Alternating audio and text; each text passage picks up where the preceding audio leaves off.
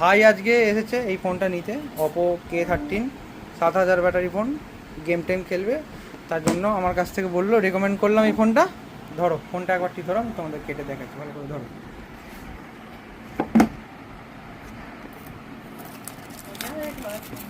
ঠিক আছে ঠিক আছে, এক্ষুনি হয়ে যাবে।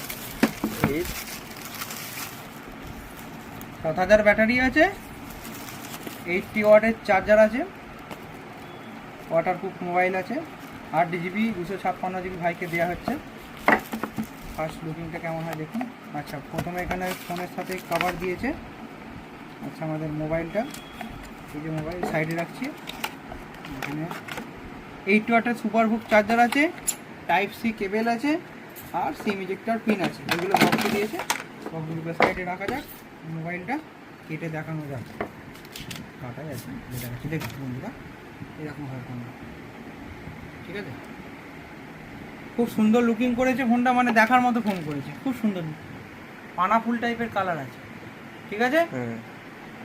বাকি সেট আপ করা হচ্ছে, দেখুন আপনাদের সামনে সেট আপ করা হচ্ছে। সেট আপ করার পর তারপরে নেক্সট এগোনো হচ্ছে। আর এটাতে বলা হয়েছে এটা অ্যামোলেড ডিসপ্লে আছে, স্ক্রিন ফিঙ্গারপ্রিন্ট হবে, এটা 8GB 256GB ভেরিয়েন্ট আছে, ঠিক আছে। সেট আপ করা হচ্ছে, সেট আপের পরে আমরা এগোচ্ছি। দেখুন বন্ধুরা, এইরকম ফোনটা হচ্ছে। আর ভাই তুমি কভারটাকে লাগাও আস্তে আস্তে, ফোনটা কভারটা লাগিয়ে দর্শকদেরকে দেখাও কেমন লাগছে, ঠিক আছে।